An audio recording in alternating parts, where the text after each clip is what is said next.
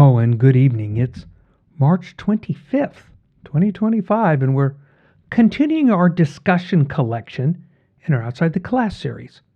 Because this series, it's from the Bible Project, and it covers the entire TaNaK, right? The Old Testament. On TheDustyFeet.com, in the Outside the Class section, those videos are set up for your review. Because the intent of Outside the Class is for you to listen to that in-class lecture first. The source video playlist contains those lectures. Because we're going to try to keep these to about 15 minutes. I want to make them easy to catch up on. So we're on a quest, scroll by scroll, book by book, a journey through this collection, but with a fun and different twist. And Outside the Class, on the Dusty Feet.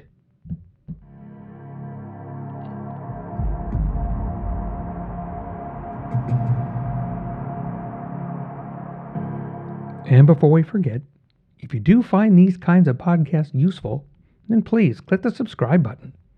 The reminders, though, they just help you. But also, if you think these might be useful to others, it's when you click that like button, because that is how YouTube chooses to share these to more people if they wish. So remember, the videos we're going to discuss are just the beginning of a highly recommended learning series, and that entire series is available on the Bible Project website. But here, we're going to ask many questions about all kinds of things. Answers, we'll see. So, Judges, Shoftim, Part 10. So, after Gideon, this is probably the next most famous judge that we've encountered. Or, probably more accurately, the infamous Samson. I think we have all kinds of ideas, various visions and thoughts about this really monumental figure in biblical history. But remember, in the video, Tim and John divided the judges into 3 sections. I mean, they don't mention all of the judges, but the section they divided them into, those are pretty good. And Samson, he's in the worst section. So it's probably worth a quick peek at the beginning to see if this has anything to do with what happens afterwards. Was his beginning a setup for success? Or was it something else maybe we need to consider? Because we're still in this wash, rinse, repeat cycle, right? The children of Israel, they rushed to God to ask for deliverance. Sometimes God waited a bit. Then he listened. He appointed judges. Deliverance. Time moved on. The cycle repeated itself. So we begin the ominous Judges chapter 13 with this. Now the sons of Israel again did evil in the sight of the Lord, so that the Lord gave them into the hands of the Philistines 40 years. There was a certain man of Zorah, of the family of the Danites, whose name was Manoah, and his wife was barren, and had borne no children. Then the messenger of the Lord appeared to the woman and said to her, Behold now, you are barren, and have borne no children, but you shall conceive, and give birth to a son. Now therefore, be careful, not to drink wine or strong drink, or eat any unclean thing. For behold, you shall conceive, give birth to a son, and no razor shall come upon his head, for the boy shall be a Nazarite to God from his womb. He shall begin to deliver Israel from the hand of the Philistines. Okay, so now we have the benefit of looking back, as we can see some of the elements of this particular story repeats itself, right? We have connections to Abraham. Then we have the same story, and then we have a connection to John the Immerser. He's most often called John the Baptist. So we have a particular event between Abraham and Samson. We have this big event, right? That's going to affect John later on. So it's probably worth a brief detour to listen to it, just to ensure we know something, especially if it pertains to vows, right? Because the vow we're talking about, well, it's a Nazirite vow. It's in the Torah. Because I think it would almost do the story a disservice not to investigate what this child had been, what he'd been committed to. So let's examine this vow, realize its weight, some of its significance. And then after we listen to what we're supposed to happen with it, maybe we'll ask ourselves questions, because if we don't understand this, I think we won't grasp Samson's depth, and maybe why some of his behaviors and actions were so concerning. Because remember, we had a vow very recently, right? And it was taken very seriously, up to and including death. Yeah, Jephthah taught us a lot. So we're returning the scroll of Numbers to chapter 6. One of the interesting parts of chapter 6 is that we have this Nazirite vow, and then right after it, it is the Aaronic blessing. And that's probably great for another discussion that you can have amongst yourselves. But here we go. Numbers chapter 6. We'll start the first verse. And again, the Lord spoke to Moses, saying, "Speak to the sons of Israel, and say to them, when a man or a woman takes a special vow, the vow of a Nazirite, to dedicate himself to the Lord, he shall abstain from wine and strong drink. He shall drink no vinegar, whether made from wine or strong drink, or shall he drink any grape juice, or eat any fresh or dried grapes. All the days of his separation he shall not eat anything that is produced by the grapevine, from the seeds even to the skin. All the days of his vow of separation no razor shall pass over his head. He shall be holy until the days are fulfilled for which he separated himself to the Lord. He shall let the locks of his hair on his head grow long. All the days of his separation to the Lord he shall not go near to a dead person. He shall not make himself unclean for his father, or his mother, for his brother, or for his sister. And when they die, because his separation to God is on his head. All the days of his separation he is holy to the Lord. But if a man dies very suddenly beside him, and he defiles his dedicated head of hair, then he shall shave his head on the day that he becomes clean. He shall shave it on the 7th day. Then on the 8th day he shall bring 2 turtle doves or 2 young pigeons to the priest, to the doorway of the tent of meeting. The priest shall offer one for a sin offering, the other for a burnt offering, and make atonement for him concerning his sin because of the dead person. And that same day he shall consecrate his head, and he shall dedicate to the Lord his days as a Nazirite, and shall bring a male lamb a year old for a guilt offering. But the former days will be void, because his separation was defiled. Now this is the law of the Nazirite when the days of his separation are fulfilled. He shall bring the offering to the doorway of the tent of meeting.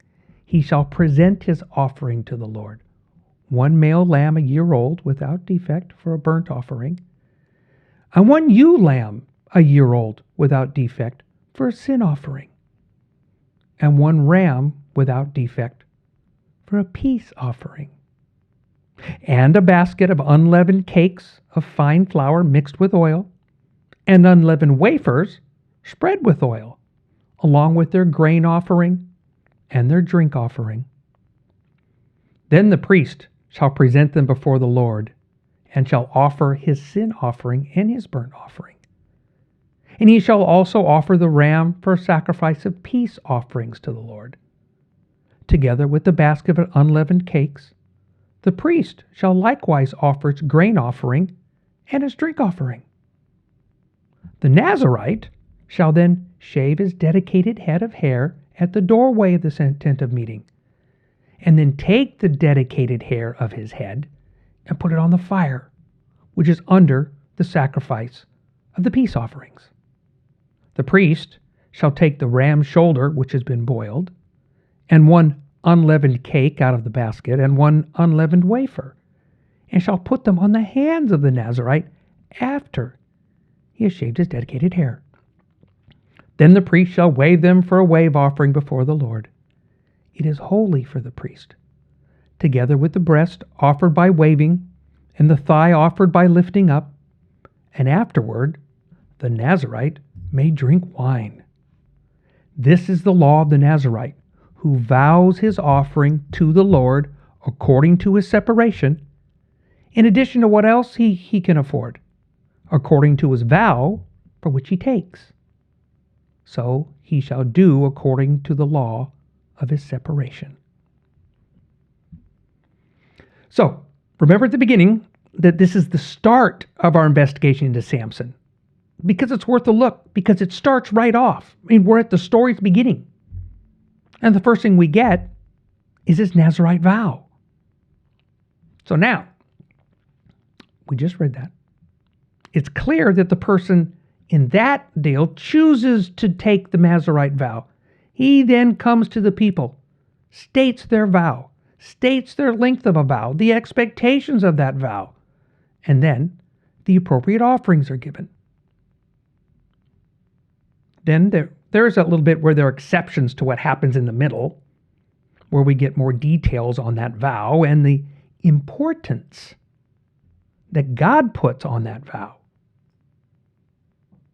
But at the beginning of Samson's story, we learned that this child, he's been chosen. But it's not their decision, the child. This is God's. In the Judges before, we see a list of people God chose. It doesn't say precisely how they were chosen. That fill in the blank part makes it interesting, right? How did they hear? Did they get it in the heads? Did a priest or somebody come to tell them? Sometimes it's not clear. Yet, we have a very detailed beginning here with Samson. And for us, 2,000 years past Messiah, we've heard this story, and its elements should jump into our heads, pulling us in. A la Rabbi David Foreman's question, where have you heard this before? I don't want to get too distracted from this story, because our focus is on Samson. But this is really eerily similar to the beginning of John the Immerser, again, commonly called John the Baptist. So I highly suggest that you take the time, talk amongst yourselves, and examine the wonderful beginning of John's life. Because I think you're going to see many, many connections. We need to examine the scrolls in the Torah, especially the instructions, because we tend to call them, laws or commandments. However, how they're meant to be lived out. They're intertwined with everything we read in Scripture, both in the Old and New Testaments. So I think we need to understand at times where things are rooted in, right? Whether what they're rooted in has drifted from, or why God is dealing with them the way they are, that He said, I told you. Because there wasn't an element of, I didn't get that. I didn't understand it. The point is, He told you, you just didn't listen. So we have a couple things that are beginning to unfold. Remember in the beginning, they were oppressed by the Philistines for 40 more years. And remember, it says in the beginning that the Lord gave them into their hands. Right? This was God's call. Then a messenger from God starts us off with a visit to a barren woman, a wife with no children. Again, we enjoy hearing the words of Rabbi Foreman, where we heard this before, because we know we've heard of the story, certain elements in this story. We have messengers who talk to barren and or virgin women, and they're all named. Sarah, Elizabeth, Mary. However, for some reason, it's not told in the Scripture. We never hear the name of his wife, Samson's mom. She's Manoah's wife, That's all we get in the entire story. In Judges chapter 13, she is referred to as his wife. But for some reason, the story focuses on the father, focuses on Manoah. So I expect you're going to have an interesting discussion. I wish I could be with you to hear some of those discussions about why you think Manoah's wife, the mother of this child, this judge named Samson, is never mentioned by name. Next week, we're going to get into the details of how Samson began his days. Because we have 40 years of oppression at the hands of the Philistines, handed over by God, and now we have the birth of a child. One could say it's miraculous. I mean, God's intervention is based on miracles. But it's going to take some time for this child to grow. Because the story doesn't say how old Samson is when we get to his actual life interaction at the beginning of chapter 14. The only thing we get is that he's looking for a wife. So for fun, let's just say he's 20, right? And if he's out and about, traveling on his own around, and now he's looking for a wife, let's just say he's 20. So it's been 60 years with the Philistines. Were you aware of all the details at the beginning of the Samson story? Were you aware of his lack of choice in his call as a judge? All the other judges chosen by God, Samson chosen by God, but we really don't get any balk from them. Well, the one with the most waffling was the other more infamous judge of Gideon. But this judge starts off so differently. So maybe it should cause us to sit up. Maybe take notice. So next week, this will be fun, because I think this story of Samson might just end up being more than just that big muscle, long-haired guy with the jawbone of a donkey in his hands. There's so much more to the story. So thanks for joining us tonight for another edition of Outside the Class with the Scroll of Judges on the Dusty Feet.